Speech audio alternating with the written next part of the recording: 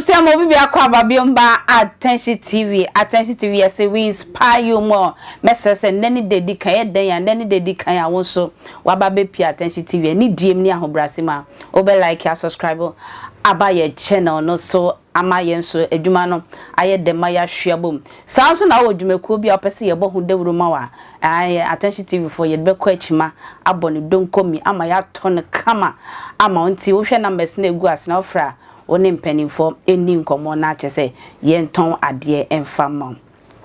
Saunim se Ghana hase anase wiase sesi ade enema esisi pa enema ekoso afi etwam ebi kunye nuanom ebi kunye yerem chese nsem esisi na doso wenti na brabo ma setrampa ye transese ya na nkrofon nsem anase ne ekoso nkrofo brabo mo de bedan ekue ntwu aso ya na wose ye sinkonwa ne yetenase ne ebobo hu ne yediye atuye senia mentemi ho ase bia no etubetwa na asa na abrabo ma setnapa ye beka asem anase ne beto fie ha sei ama obi atibi no anase madam guest adi no so ye ntwa ehumra sisia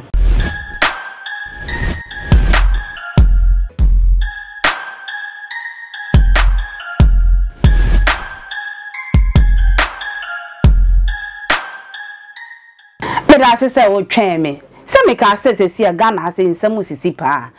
nuanom mienu na o mama ne o papa nyina I say o ma yenyanka. Yes, let me go straight to the topic today. Ye ba be kasa fa won nuanom mienu a wo mama ne o papa nyina wu adwom na ekire nsam de edoso wo se abrabo no bo na mama ne papa nka ho aya na enkola ne doso sa na ne hwe no so ya enti onua pani onu wo mu no o de ne school sam eto form kakra epeja ne nuanom a eba no na ne nua keto ba ko a obo ka won ne ko school pa du anim wie no enne wo banti ai separation bi eba sa nuanom tem oba no kra se afedie yenku onua penu no na wo mo embo o mabrabo anase yenku onua ya keto di compassion ya yi yenku onua keto na anase de I think yenku keto afedie oba ne se yenku keto because wodo peni ne na makwantu semti ne ma ne be hia keto na amasa we nyina abanne me won penifo ha pa wo mu odu wo manu tia te so mo de to fom a abotoyem eba me wo Reverend Kusi yeah Reverend Emmanuel Kusi awoda asafo no kama sanso wo school a just super sanso na me wo Prophetess Matilda Donko wono so owo agape ase ya wo yeshipa wo engosren papa akwaba yeah me bia bokode I hope asafo no koso school no so enkola ne ha dwun but obey ne de mama akwaba ene de yensa kan wo ha mama we twen ya twen na brepa ene yensa kan de se bebia wu bibia ma akwaba biu ye na ye be call ye topic nso me call papa ho first papa sa wuti oduo na ye nua be ma no e de ba wo hwe sa asem wo ya ye be ka ne sen ansa ma bo awuram well medical achia ya hwefo nyina na achia fo nyina asemonya mle na muti Attention TV open sympathy open futua monkoso na muntie Attention TV ahana ensempane no kure ewo me na bawe de me say asem no asefim yeah na asem so esanso esanso ye friends mobo mobo say usha abrabomo anwochire ani akwantu ani odo abema busuamu atete ti anya asema o se didi ho akoro so etimeka yeah na sara bebetumi ama busua fence sebebe betumi adi busua si ho yeah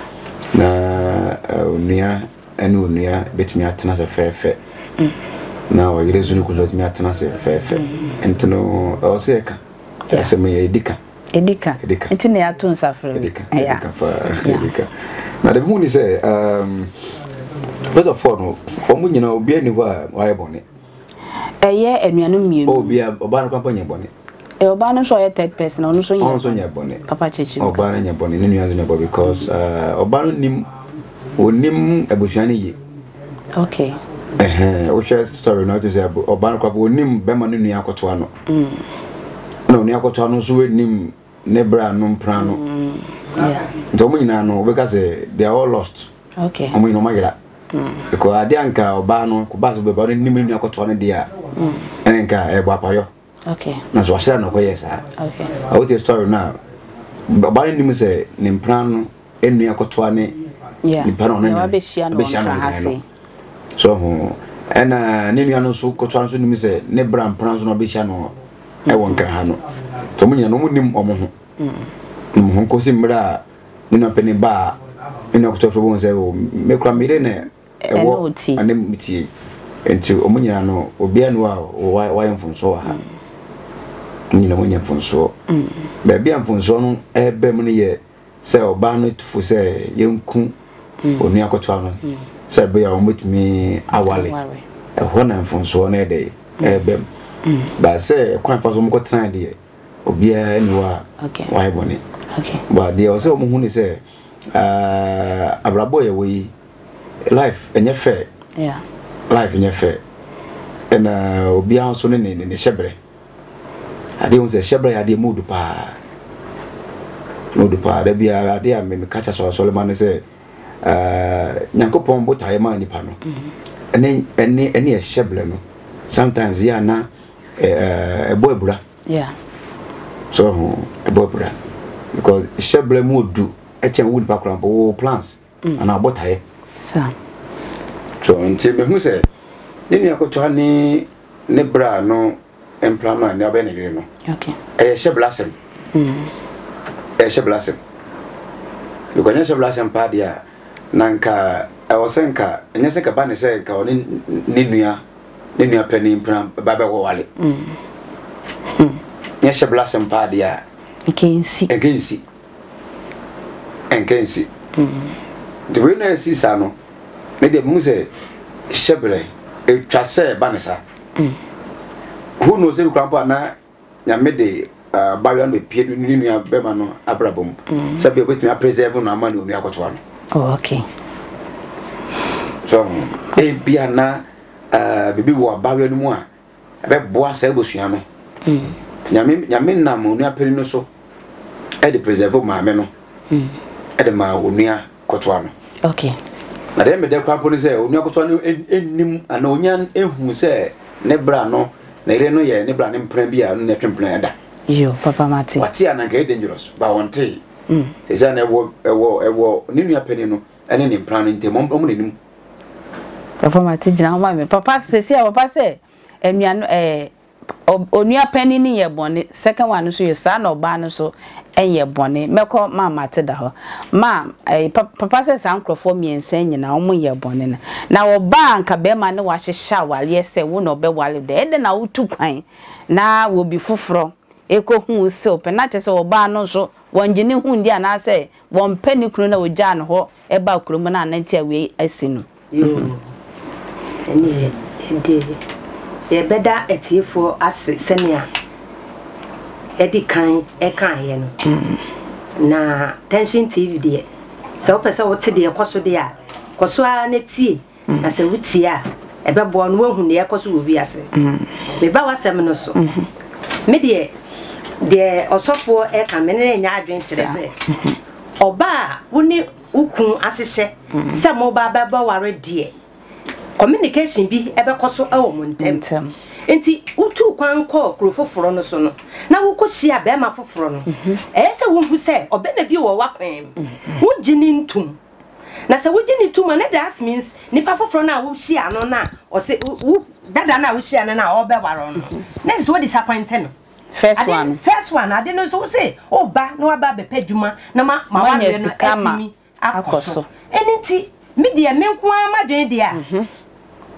enye me de minti muase oba na anye ne yie oba na ye faithful wa anye faithful ama obema no e kire se abrabo de ma ye ne fefefe ma ka ma se munyina ato ho no se mo kwa kope bibi na mo de atomachi na ma ware wa ye nyame so adwuma ama ayefe enti ukoye na uye adwuma na obi ba wakwem no wo sika se dan a kan hu se ono ne first person a we hia wo se mo ba ware amototo mo ntoto ye enka di asam na ono ne mienu kan ye ne so na swerve first one no second one na wa bem no say e bia oba be wa no swerve no na nipa dada na obema dada na first one na oba wa kwem no eno no emomo en continue because ono no first man na oba wa kwem enti die enti na oba yi wuji obema ya no yie na obema yin so nim say na yire e kwa ko siesie no aba na omode abaware na wo wa swerve no wakwa akofo bema foforo wa ware no eno enti me de oba no wanye ni yie wanye faithful ama ne boyfriend kan ana papa na anka ogina ni kakra bi keke na wasa akoba kana na papa onse empranche bia na anka ogina ni kakra onse empranche ya nyokofa enya awale ye apam wala se enti onwale ne nko ade anyokofa na yefa anyokofa nso de timi ja ne tambia ba wale apam senka wale na wale na wo breaki wale ndi ane wo bu apam wada se nti wande ye embra me ni bedi nyame nso ni bedi ba nyankofa na yafa nyankofa de ni tambia no etimi jai and ze bia na ba we no so okay o me kro bia na papa me hia ne bia na ono na nyame se me nwale no second one no because sometimes no what me share obi no say bra we na ma me we de hwa me yere pa what me hu wa de bia fence breakfast intuition to say we de me hu kani pa e bia me ne ye compatible me no yetimi hwibom me no yetimi san yekoba ndi yese bet me wale so hu enti no for a fact say bia o hia penino first say bia say ni kunu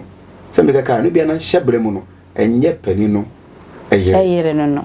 so that say bia na ko twa na yere enti me ka say me mama ya dwen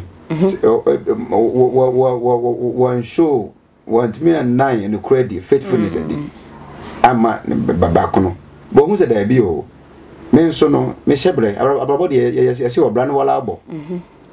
se bi pan me ne wale ma hu so ma we de we me so mate me so mate pani na se me no ehwubuma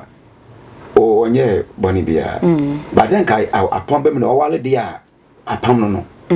wala ya pe o so ade dia lo say ni nua ketua ni ntia ma ono no sesi oye farmer ewo village wo pa wo hwe ye sesi a wo ye kue ni kese enhye dan ye bad sa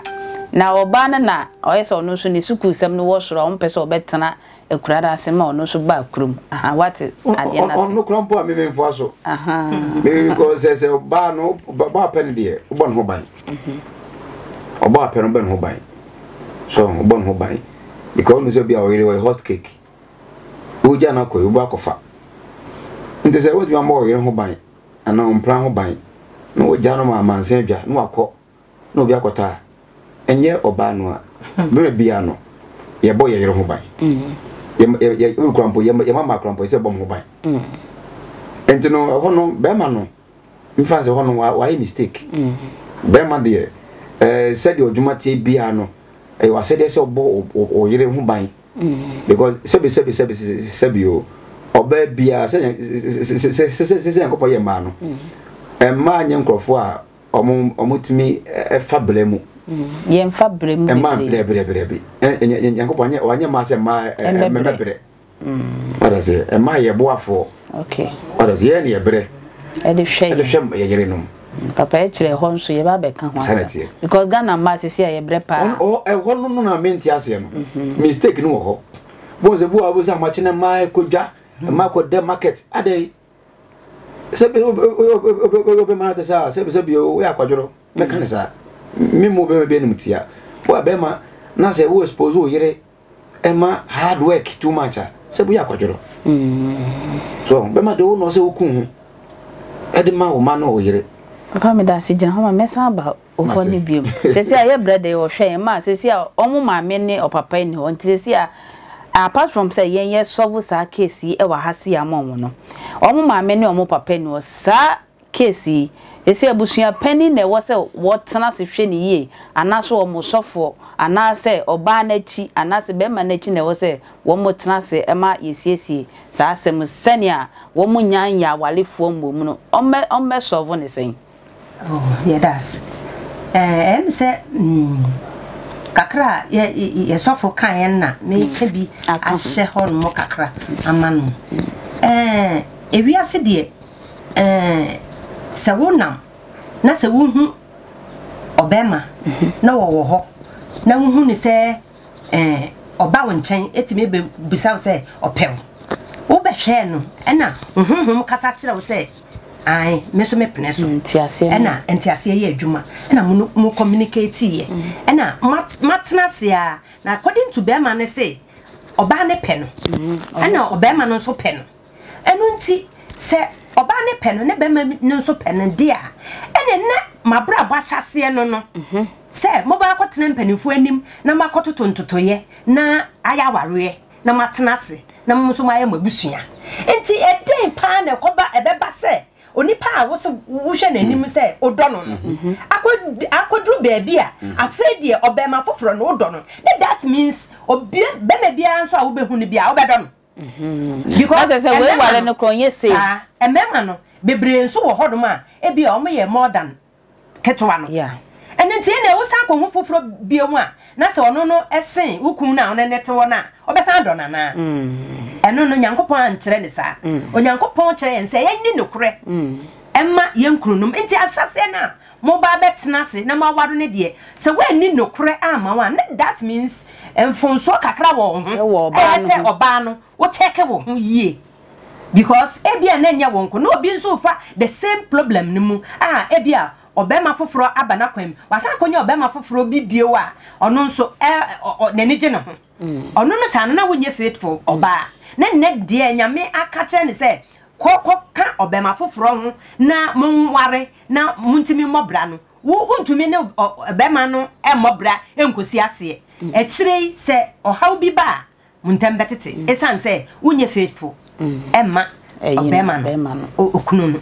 enunti ohon no wanye ne ye oba no still a oho wanye ne ye ese odi nokure neboa ofa no nso na ese obemu na entotoye no na ema busuafo no akoma enuanom mienu akoma ato ne yem no eye ewo hosa se eye se empanifo ebem obema pani no ode tu ni nua no anim na oyi ne yawdie ekire na omotenase no omokasa na amudi yie tuye wofa no edi yie tuye because enua no eye nua ena yere enso ye yere entumi nkwa koba ne se oyira woni na mienu ba ko hyem eye miensa na entamo eba betete se eba ne se wa ma na anya awe ketwa na anya awe a oba ne kwa betimi dia fa kwan bi so ayi be ma na firi ho okay na enam so ope osan pe be man because obe pepe ni afede wasan ba be ketwa na ketwa ne de wo mpe no na momo san pepani na mo pese mokum ketwa na mo ne ketwa no woni ketwa ne momu pani ne momu tena da bi enkoba ne sa nti omie so enche ne wofa na mo ntena se na mo nkasem no na onfa odo ema ne nua no na momu pani no enkasa nkyere oyere no na megidi se so omo ye sa kwan no so a onyankopon so be yi obi a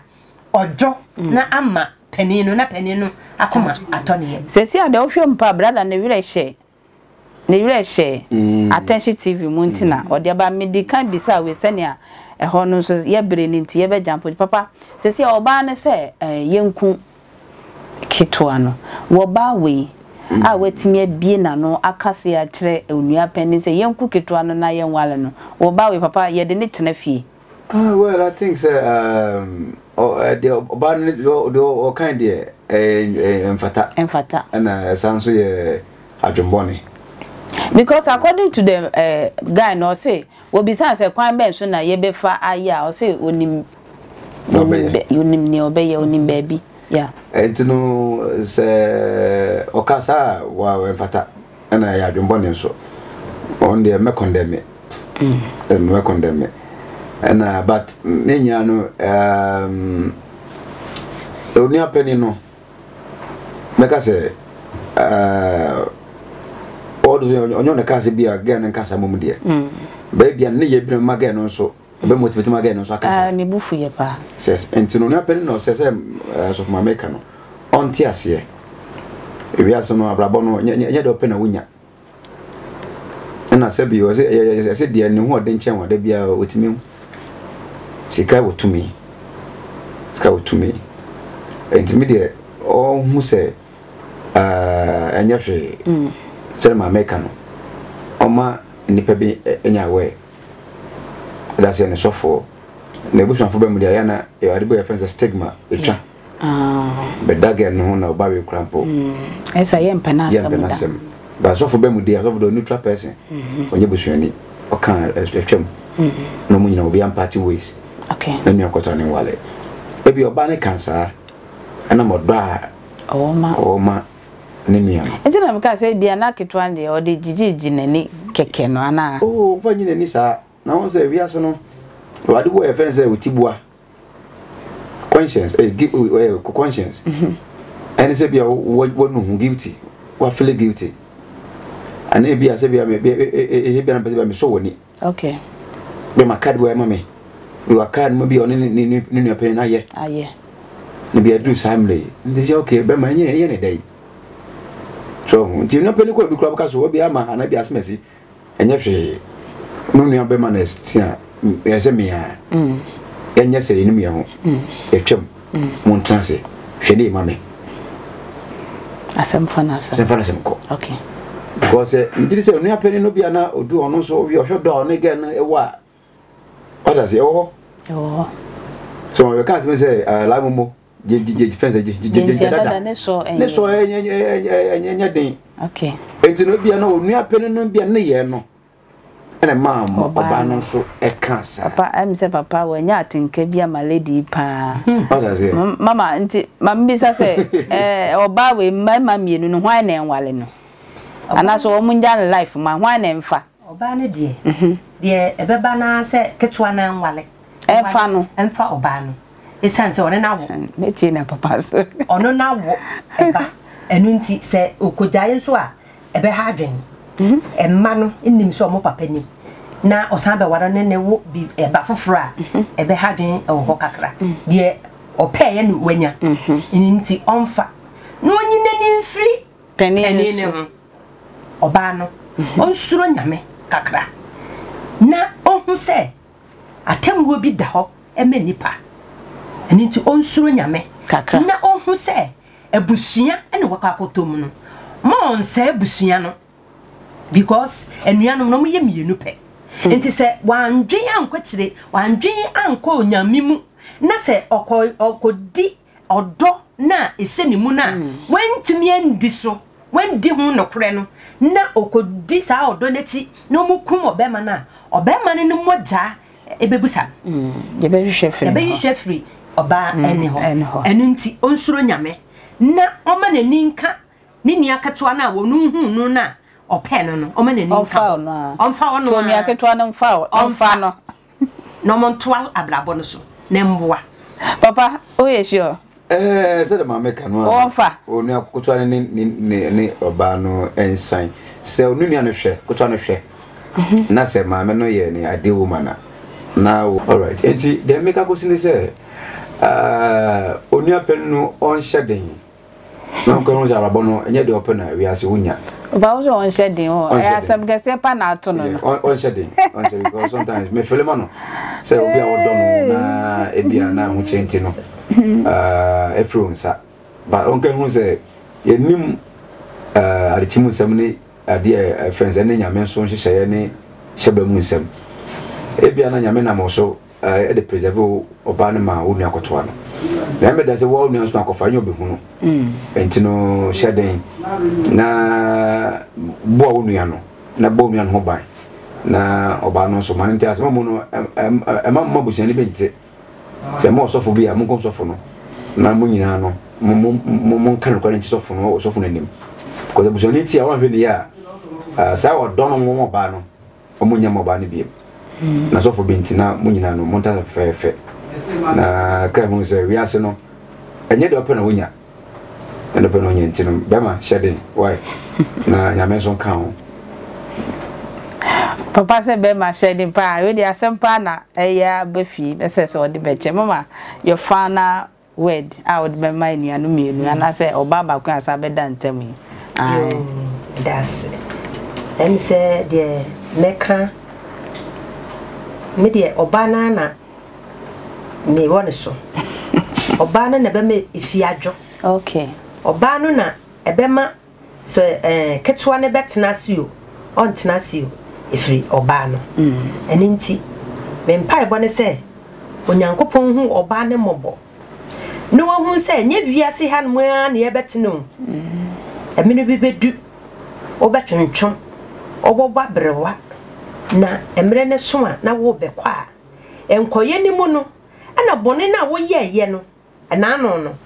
esa be pie wanim na ya chewaso e wo wie a ye wayi mu e wie ase mu ansana se wo beka wani aguso a waka wani aguso ani nti onhye onyankopon onhye Yesu Kristo emu na onsevu nipa ne mienu nyina ebetumi aba ne se wo kurampo betumi de wo hu asiwo no wasettle obema penino wone nakasa na wo manakoma ato ne yem na wa ware ebetumi aba ne se wo ba no betumi asettle ukun a wone nete ho no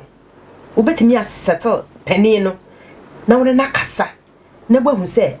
manko ba bia wo fie na maba enu nti anya hwe nyankopon beboa na wamam oni papa a wote se mia ebia oni papa wo ye nti na obema peninu neni abre obema oni papa wote se mia no won kasa nkire no no onyi ekum ni mfiri na dwen mu ne nipa de wo nkum nipa na wonya ho totroto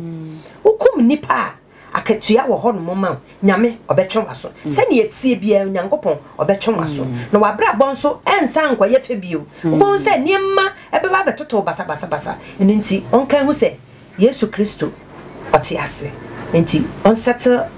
enuanom ntem no montenase na nya fefefe na bia o kine bi no oyire okumpani no obeboa na kwan bi so nti on sebu nikun ma wo bi obechia na yo mechia madofu enyina eye mikun Mr. Donko okay ono na dikan me dofo papa bi mechia no nyame enka no ho okumpa a wonyankopon de ne che me de ne hoho me Bible ka se oyire pa na me de me si okumpa kwa ne binya Mr. Donko mechia pa ene memba ene madofu nyina nyankopon onka mo na wonhira mo